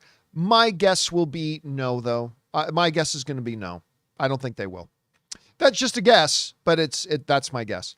All right, X-Men Superfan writes, Dolly just passed. Yeah, I heard about that this morning. So what was your favorite film with her in it? Maybe I could watch it tonight. I'm so sad. I'm crying about her. She meant so much to me as a gay person. Look, Dolly Parton is a cultural icon. Not exactly a movie industry icon, but a cultural icon. She did not have a wide pantheon of movie films. I mean, obviously she is first and foremost and primarily known for her music career, right? I don't think I can point to a Dolly Parton movie to think that's a classic. I mean, yeah, you're looking at Rhinestone and you're looking at 9 to 5 or whatever, but Dolly, much like Bono, who is like U2 is my all-time favorite band. And yeah, they've popped up in a movie or two here or there, but I would never say that Bono has some great filmography, as great as I think Bono is, and as great as Dolly was, and as culturally relevant and like as much of an icon as she was. Not exactly an iconic filmography. I mean, she was never a movie star. She would appear in movies as a music star, but I guess I would say if you've never seen 9 to 5, Dabney Coleman, that would be the one I would go with, is 9 to 5. All right, next up. Jake Toven writes, Dart plays too reckless to have faith in the Giants. Come on, you know better than that. What, a rookie quarterback who plays reckless? Gosh, it's almost like they need a good head coach. Oh, and what did they just get? One of the best head coaches certainly in the business today, and maybe a top 15 greatest coach of all time. So I wouldn't worry about it. X-Men Superfan writes, we will always love you, Dolly. She was, listen, I have never been and never will be a country music fan. But how would anybody not love Dolly Parton? How could anybody not love Dolly Parton? Like she was like, whenever I would see her interviewed or talking, not only was she always smiling and always brought this infectious Ted Lasso-like energy into her room, but she was always trying to uplift other people. Right? I mean, so how can you not love Dolly Parton? I mean, it's just, yeah. Anyway, Madaween sends in a $20 super chat. Thank you, Madaween. And Madaween writes, R.I.P. Dolly Parton. I once saw her sing I'll Fly Away with recently deceased Dukes of Hazzard, Ben Cooter Jones. I used to work near her home, and she would have at me while checking her mailbox. Oh, she would wave at me while I checking her mailbox. Loved her cameo in The Orville. You know what? I don't remember her cameo in The Orville. I watched all of The Orville. I don't, and now it's been years since I've watched The Orville. I can't remember her cameo. Now I'm going to have to go look up her cameo for The Orville. Yeah, I'm going to have to go look that up. All right, next up. The Daily Prophet writes, hey, John, do you think Sam Raimi's Spider-Man 2 got snubbed just being nominated or even for winning Best Picture? No.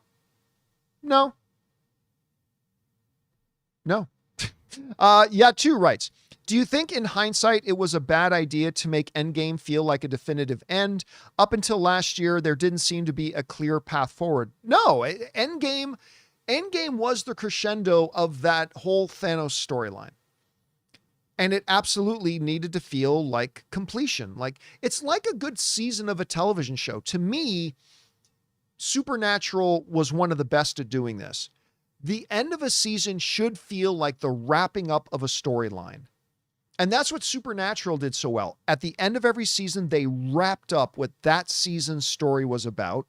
And then they cracked the door open about what the next one could be about.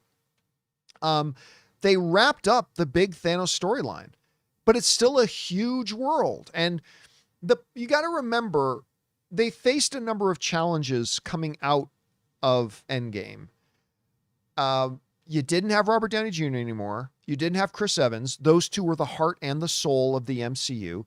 As celebrities, they were the faces. Robert Downey Jr. and Chris Evans were the faces of the MCU.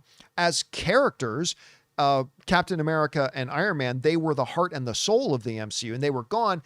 And then the individual that they had a lot of their future plans being built around, suddenly passed away. And really left them in a lurch. And so, yeah. And then of course the Bob Chapek thing, and then, just not putting out good product, all that kind of stuff kind of hurt him. All right. Austin A writes, 1 of 2. Hey, John, you give the example of Black Panther as a character who needs to be African-American because it's integral to the character. Oh, I read this before the show started, but but when you fan cast Magneto, you don't seem to have the same thinking for the character being Jewish actor because it's never important to their story. Given the importance of his religion to the character, it's never important to his character. Can you please elaborate why? Well, as I kind of addressed in the live chat a little bit earlier, there's a couple of big things. Magneto being Jewish really doesn't have much to do with his character or his story at all. It really doesn't. But the second big thing that you have to remember is this, is that Magneto wasn't created as a Jewish character. As a matter of fact, Magneto was around for decades before they changed his origin story, and then they made him a Jewish character in 1981. And so that's when they gave him that story, in 81. So it was never a part of his character, and they just kind of made it one. I still highly mention that, again, like if you just watch the movies and read a lot of the stories, his Judaism is hardly ever mentioned or ever brought up or ever a part of his character. Now, I have said many times on this show, many times, that there is no reason you can't still say the character's Jewish. If you want to say that the Magneto character is Jewish, you can keep that. There's nothing says you can't keep that. What I have argued correctly is that you can't say that his background now is as a Holocaust survivor in the concentration camps during World War II, because then Magneto would have to be 90 years old. Just like in Batman, when Batman started in the comics, he did not have digital technology because none of that was around. None of that was a part of the world. But you can't do a Batman movie today without Batman having the highest of high-tech digital technology, right? You're not going to say, well, the origins of Batman, he never had the technology. Well, okay, but great. It's 2026. It's a different era now. And so my argument has always been, you can absolutely keep Magneto Jewish. 100% you can. I don't think it's 100% necessary, but you can absolutely do it. And I think it would be great if they did. But what you have to change is that foundational traumatic experience that he had when he was younger that made him see the absolute worst in humanity, because we're not going to have a 90-year-old Magneto. Because I brought this up the other day too. What are you going to do in 2040 when you're making new X-Men movies in 2040 or 2045? Are you still going to say he had his childhood in the Holocaust? No. So it's just, there are some things about every comic book character that has been around for more than a generation that you simply have to change as years progress because it doesn't make sense anymore. You can absolutely have Magneto as still being a Jewish actor or still being a Jewish character. 100%. 100%. You just have to change what that horrific atrocity of humanity was that he witnessed that turned him against humanity. That has to change. It just has to. When they made the first Bryan Singer X-Men film, I believe it was 99, that was pushing it. That was as late as you could do it. And it made for one of the greatest openings in the greatest opening in comic book movie history, with the whole thing about young Eric being in the concentration camps. One of the best openings of any movie, certainly the best opening of any comic book movie. But 1999 was pretty much as late as you could do it. And it's now 2026. It's 27 years later. You can't do that story anymore, especially if you're going to have a Magneto that's like 40, 45, 50 years old. You just can't do it. But you can still say the character is Jewish. That doesn't change. And again, unlike Black Panther, who everything about Black Panther is about being black. He is the ruler and king and protector of Wakanda, which is the African nation. It's a part of his origin. It has always been part of his origin. It has always been what he is. And that is an integral main part of who and what the character is. Every single day, that is a part of what the character is. You cannot make that same argument for Magneto and the origin they made up for him in 1981. You can't make that same argument. But again, I am all for, and I'm 100% behind still saying the character is Jewish. You just got to change the origin. You have to change the origin. All right. Next up, Austin writes, if the MCU decides to go with the Jewish origin, how important is it to cast Magneto with a Jewish actor? Zero importance. That's bullshit. That's total bullshit. I'll always say it. I've said it 1,000 times on the show. I'll say it again. Actors play characters they are not in real life. I don't believe Michael Fassbender was Jewish, but you could play a Jewish character. What's his name? Something Stone Street from Modern Family. Not a gay man, but he played a gay man fantastically. Certain gay actors, not straight people, but they play great roles as straight people. You don't have to go out and find actual living Nazis if you want to make a movie about World War II Germany. You get actors who are not Nazis to pretend they're Nazis.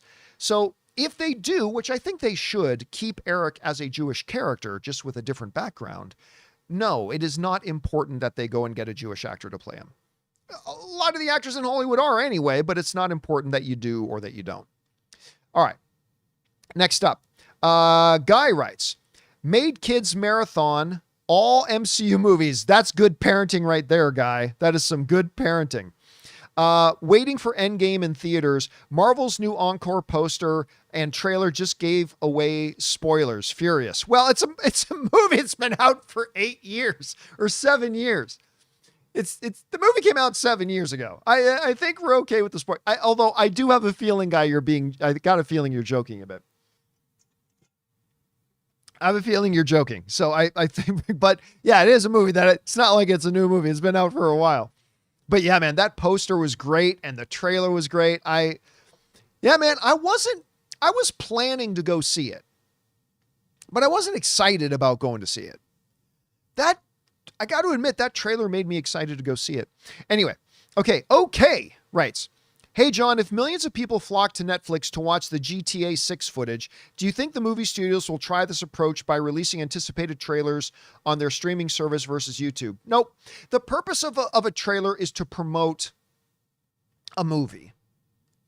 What this gimmick is, by the way, I don't mean gimmick as a derogatory term. Gimmicks are important. Gimmicks are like any other tool. They can be used properly. They can be used badly. This gimmick is not promoting GTA 6. GTA 6 is promoting the gimmick. And that doesn't help a movie, right? That doesn't help a movie. Like people are going to tune into this thing because they are interested already in GTA 6. It's a different version, whereas a trailer is you try to get it in front of people. You try to get a trailer in front of people so that they will become aware of and then maybe get excited about the movie. This is the reverse. It's like the pre-existing excitement from video game players of GTA 6 is what's going to drive them to go watch this. And that's just not what a trailer is. And that's not what a trailer does. And that wouldn't help a movie in any way, shape, or form.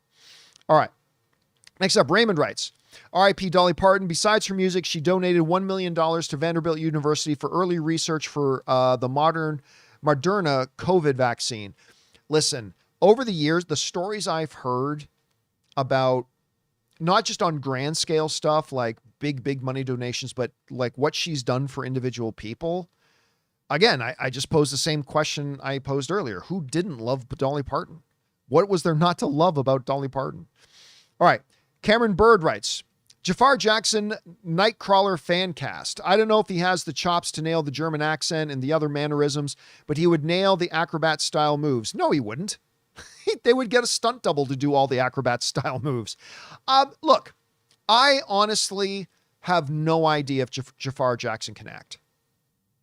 I do know. See, you put yourself in a dangerous spot trying to evaluate an actor on one performance, especially when that performance was doing the best imitation you can of your uncle.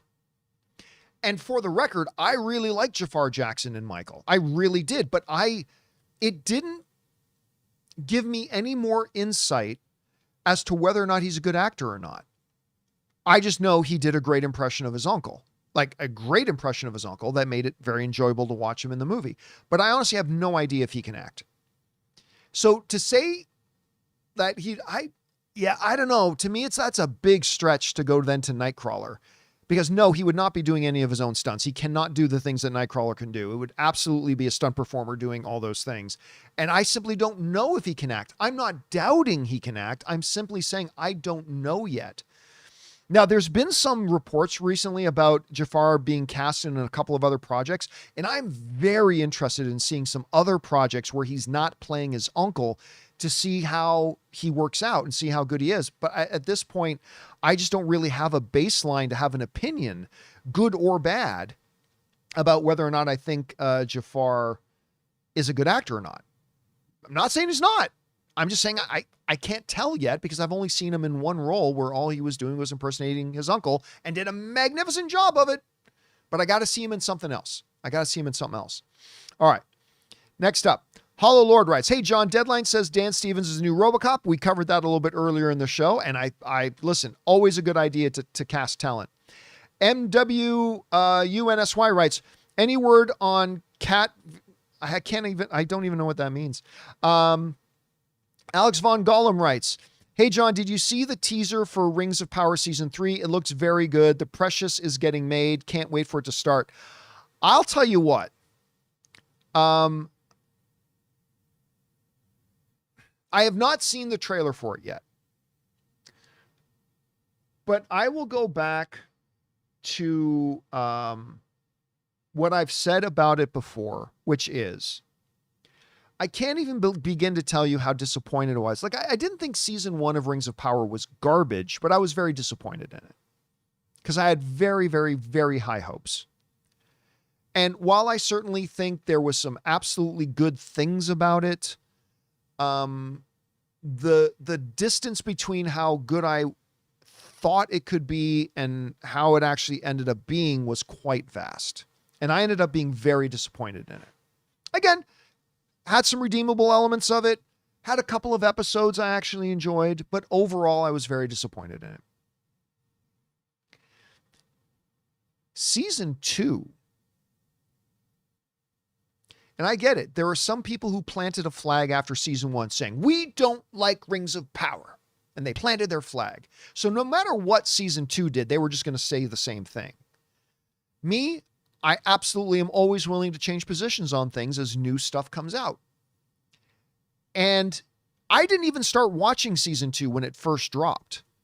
Like, I'll get around to it because I was so disappointed in season 1. I'll get around to it.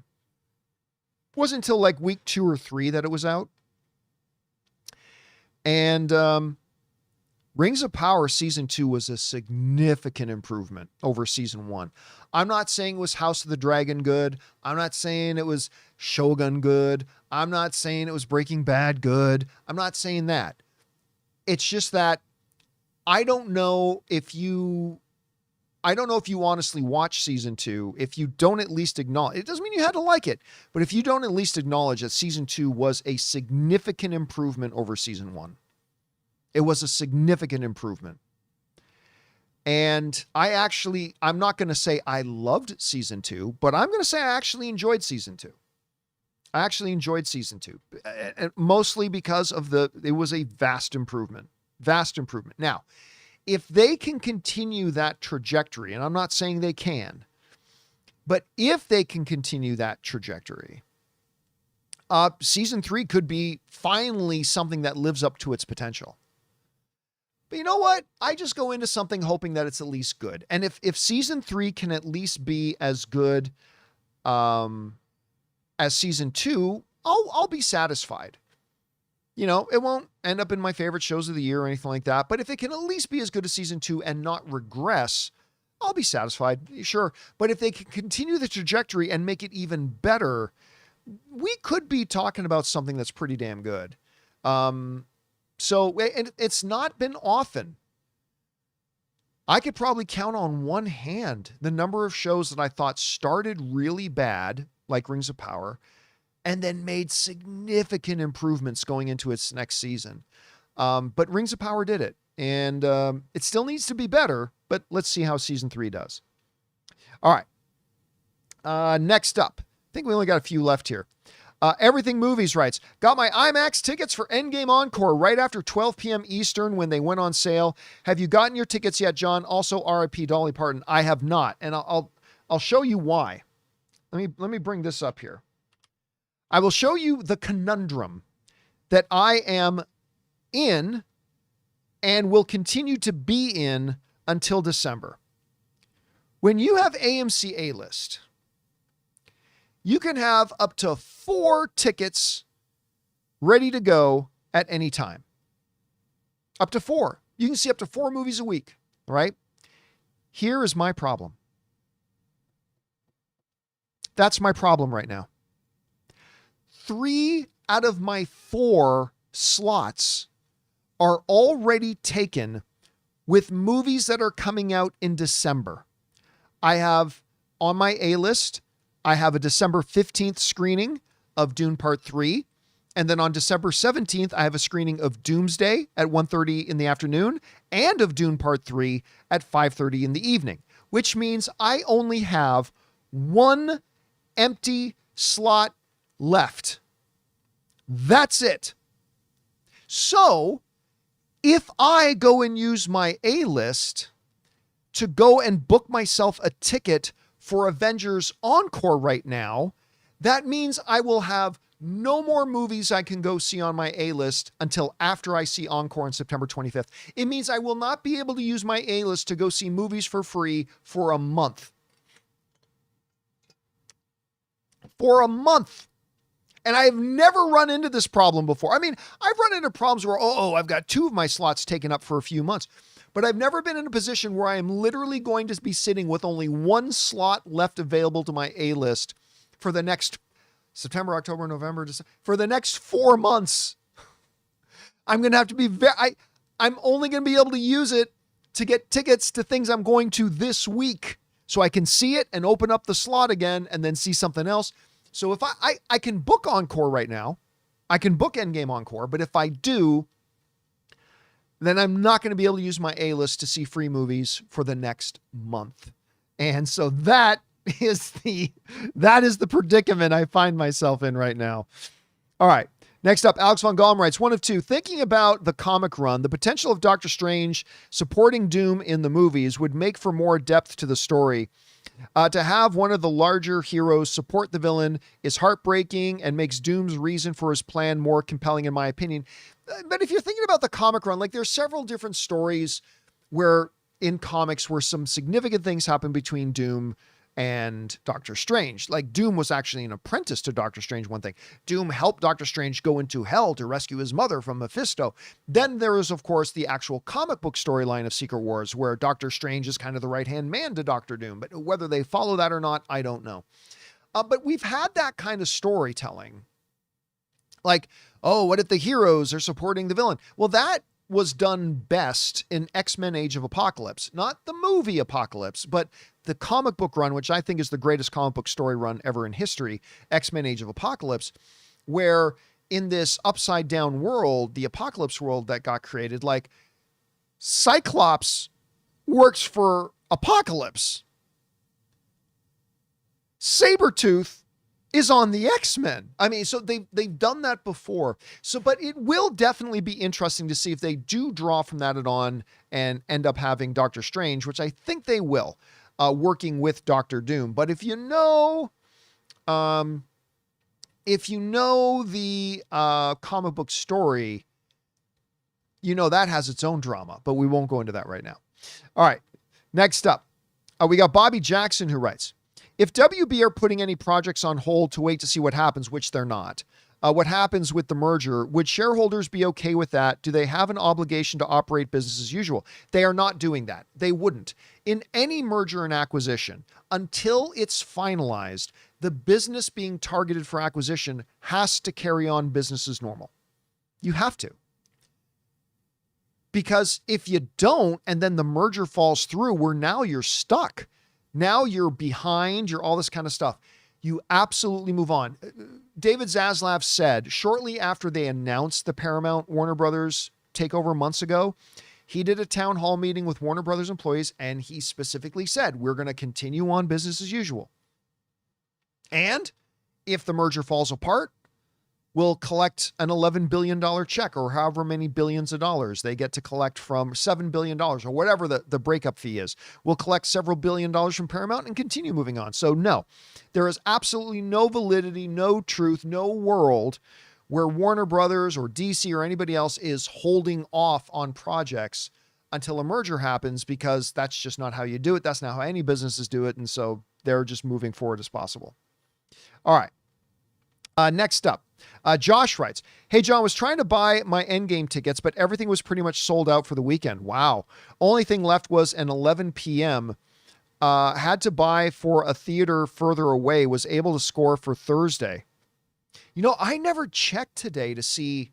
I mean, I'm sure maybe we'll be able to talk about tomorrow once I'm able to look into it, but I haven't checked to see what has the response been. Like, how have the ticket sales been? How have the ticket sales been? I honestly don't know yet, because the tickets just went on sale today. So I don't know if I'm going to look on my local theater and see that it's all 3/4 empty, or if they're filling up. I mean, I'm going to have to look into that, but that's interesting, Josh, that you looked and they were pretty much filling up. That's interesting. All right. Frame by Frame writes, I've always wanted to meet you, but it doesn't look like you're coming to Detroit anytime soon. Probably not. Not anytime soon at any rate. Not never, but not anytime soon. Hope it happens before you retire. Thanks for always being there. Yeah, I mean, there's a lot of cities, man. And I've already done, I think I've done over 20. I think we've already done over 20 cities on the movie meetups. And of course, we have 5 more coming up. There's still a lot of places that I want to go. But remember, every city that I visit is a lot of driving, a lot of expense, and a full day. Every town I stop at means one full day that I'm away from home. and then I'm away from my wife and all that kind of stuff. So it's tough. I mean, listen, just driving out to the East Coast is going to take me days. Now, granted, I am going to stop in and visit my friend in Nashville for an extra day or two, and I'm going to run up and stop and visit my dad for a couple of days. But even just this 5-city stop means I'm going to be away from home for 2.5 weeks. And I like being on the road, but it's hard. So people saying, John, just add Houston to it. But that's another day then. That's another full day that I'm on the road. So I've got to do these in bite-sized bits. I've got to do these in bite-sized bits because I don't actually like, I like going on trips, but I don't like being away from home for that long. So it's always something I've got to be aware of. And all right, guys, that will do it for today's installment of the John Campea Show. Thank you so much for being here and making this little show a part of your day. Big special thank you, guys, to the thousands of you guys in the live chat. Thank you for being part of our show. And of course, a big thank you to all of you who sent in the super chats. Number one, because you gave us great fun things to talk about. But number two, you supported this channel as you did it. And all of us involved with the show, thank you guys so very much for your support. Make sure you come on back and join us again tomorrow. I'll look forward to seeing you guys then. I believe we're going to have the wonderful Sean Chandler on the show with us tomorrow. And of course, Jonathan Voigt will be here as well. And I think one of the things we're probably going to have to talk about is how are these ticket sales going for Avengers Endgame Encore right now. Anyway, we hope to see you back again tomorrow, guys. That will do it for me. My name is John Campea. And until next time, my friends, bye-bye.